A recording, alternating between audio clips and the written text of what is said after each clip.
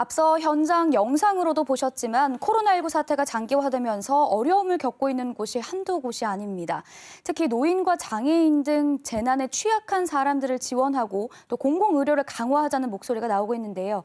오늘 짤막대담에서는 의료 영리화 저지와 의료 공공성 강화를 위한 제주도민운동본부 홍영철 상임대표와 함께 관련 이야기 나눠보겠습니다. 대표님 안녕하세요. 네, 안녕하십니까. 네.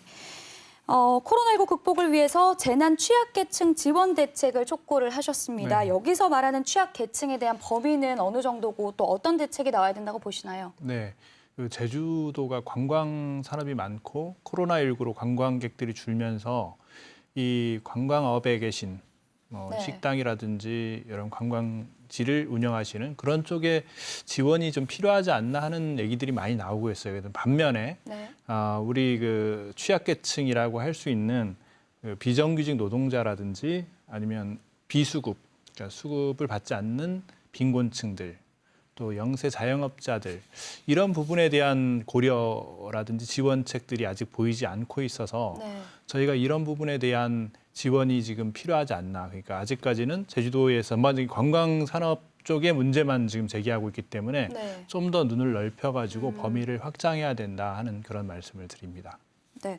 그 얘기해 주신 것 중에 재난 약자를 위한 조례 제정도 언급을 하셨는데요. 그럼 앞서 얘기해 주셨던 취약계층 지원 대책과는 어떤 부분이 좀 다른 건가요? 예, 재난 약자라고 하면은 좀 더 우리가 지금 뭐 사스라든지 코로나라든지 메르스라든지 네, 이런 감염병. 그 감염병들이 자주 빈번하게 거의 주기적으로 일어나다시피 하고 있는데 네.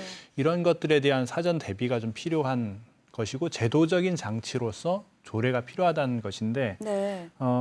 이 재난 약자라고 하면은 장애인, 노약자, 영유아, 청소년 등이 신체적으로 약자인 분들과 네. 그리고 환경적으로 약자인 분들이 있는데요. 국내에 거주하는 외국인들, 뭐 정보에 좀 둔감할 뿐 취약하고. 아니고 네. 그 뭐 어떤 보장 제도에서 좀 벗어나 있죠. 있는. 예, 그리고 네. 경제적으로도 기초 생활수급자 외에 차상위 계층 이쪽이 좀 상당히 좀 장기적으로 이런 감염병이 확산되고 장기적으로 갈 때 어려운 쪽입니다. 그래서 이런 부분에 대한 어떤 제도적인 장치 마련을 위해서 조례 제정이 필요하다 하는 말씀 드리고 있습니다. 네. 언급을 해주셨듯이 지금 사스와 메르스 또 코로나19까지 감염병이 확산이 계속되고 있어요. 또 국민들의 우려가 클 것 같은데 이에 대한 지원책도 함께 내놓으셨죠? 네, 그렇죠. 지금 우리나라 같은 경우는 공공병원이 네. 비율이 한 10%밖에 되지 않습니다. 그리고 의사 수나 간호사 수가 OECD 국가에 비해서 거의 최하위 수준이에요. 네. 그래서 이런 그 의료 공공성을 강화해야 이번 같은 경우 그 민간 병원 같은 경우는 음압병실이라든지 또 이 격리병실 이런 것들을 그 경제적인 이유로 그러니까 네. 뭐 비용적인 이유로 좀 설치하지 못하는 경우들이 있잖아요. 그렇죠. 그래서 공공병원을 더 늘려야 음. 이런 것들을 이제 공적으로 마련해 두고 이런 재난 상황에서 감염병 재난 상황에서 대처할 수 있다 그런 것이고요. 네. 제도적으로는 지금 이게 영리병원이 늘어나게 되면 자연적으로 이 공공병원은 줄어들게 되거든요. 네. 민간 병원들도 대부분 영리병원으로 돌아버려 가지고 이 영리병원을 설립할 수 있는 근거가 되는 경제자유구역법이라든지 네. 제주도 특별법의 영리병원 조항 이런 것들도 없어야 장기적으로 이런 의료 재난 상황에서 대처가 가능해진다, 더 좋아진다 이런 말씀을 그런 생각을 가지고 있습니다. 공공병원은 늘리고 네. 또 이 제주특별법의 또 그 조례도 조금은 바꿔야 된다. 영리병원 같은 그 근거 조항들을 네. 특별법에 있는 조항들을 없애야 된다 그런 말씀. 예. 또 이번 재원에서 코로나19로 인해서 거리에 내몰리고 있는 노동자들에 대한 이 지원 대책도 요구를 하셨습니다. 이건 어떤 내용인가요? 노동자들 같은 경우는 지금 같은 경우 무급휴가로 그렇죠. 이제 사실상. 되기도 하고요. 네. 그래서 또 자녀들 같은 경우는 지금 방학 개학도 연기되고 네. 그러면서 유치원 같은 경우는 휴원이 되고 그래서 아이들을 돌봐야 되는 그런 돌봄 휴가들 그 유급으로 할 수 있는 휴가들이 보장되지 않고 있습니다. 그래서 이런 부분들이 좀 필요하다는 것이고요. 그리고 이 휴업 수당들 이런 것들이 좀 주어져야 되는데 특히 이제 비정규직 네. 노동자, 일용직 노동자, 특수 고용 노동자 이런 부분의 노동자들한테 실질적인 이 소득 보전 대책이 필요하다. 네, 그렇게 주장하고 있습니다. 이에 대해서 원희룡 지사가 재난관리기금 500억 원을 전환을 해서 이 소상공인과 자영업자들에게 지원을 하겠다. 하지만 이게 너무 턱없이 부족하다. 그래서 다음 달 초쯤에 추가 예산을 이제 편성을 하겠다고 밝혔는데 원 지사에게 혹시 뭐 조언해주고 싶은 말 있으신가요?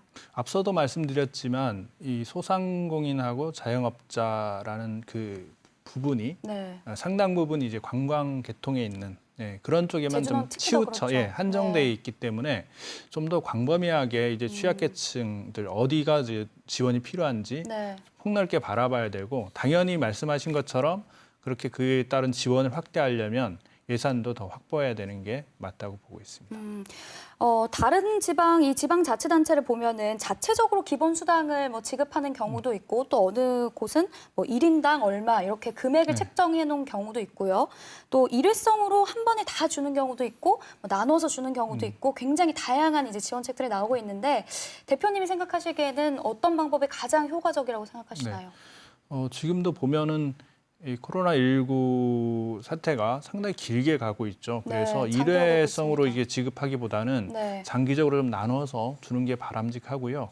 그리고 이 딱히 어떤 기준을 정해가지고 이분은 지원을 받아야 되고 이분은 지원을 받지 않아도 되는 네. 그런 것들이 구분하기 되게 어렵거든요. 그렇죠. 그래서 보편적으로 지급하는 것이 그 외에 행정적 비용도 발생하거든요. 구분하고 나누고 조사하고 네. 그러려면 그런 부분에서 오히려 그 지원이 늦어지게 되기 때문에 현재로서는 보편적인 지원이 이루어져야 되고 네. 좀 나눠가지고 월별로 정기적으로 지급하는 게 맞지 않나 보고 있습니다. 그렇군요. 앞서 얘기하신 것 중에 이 특정한 나라, 종교, 또 이 보도 행태 중에 혐오 표현을 조장하는 것들이 있다. 그래서 네. 이런 것들이 조금 우려가 된다. 이런 얘기도 하셨는데요. 혹시 제주에서는 이런 관련 사례가 있나요? 제주도도 중국인 관광객이 좀 많이 왔었고 그 네. 우한에서 비롯됐다 해가지고 중국인에 대한 혐오라든지 신천지에 대한 혐오를 넘어서 기독교 전체에 대한 혐오 네. 또는 뭐 대구 경북 지역의 그런 우리나라 국민에 대한 혐오 이런 것들이 일부 발견이 되는데 사실 이렇게 그 보편적 낙인 찍기라고 하죠. 네. 그러니까 특정하게 잘못한 사람도 아닌데 그렇게 전반적으로 어떤 지역이나 종교에 따라서 낙인을 찍어버리면 이게 이제 사회적 비용도 엄청나게 되는 것이고 그렇죠. 갈등 양상도 점점 커지게 돼서 이런 부분들이 제주도에서도 또 발생했기 때문에 도민들께서는 이런 부분들이 정말로 지나친 거 아닌가 그리고 이게 불러올 사회적 파장 이런 것들을 고려하셔가지고 네. 좀 다시 한번 생각해 주시는 게 좋겠다 생각합니다. 아까 앞서 말씀해 주셨듯이 공공의료를 확대를 해야 되고 뭐 민간 의료와의 이 비율을 잘 맞춰야 된다 이런 네. 얘기해 주셨는데요.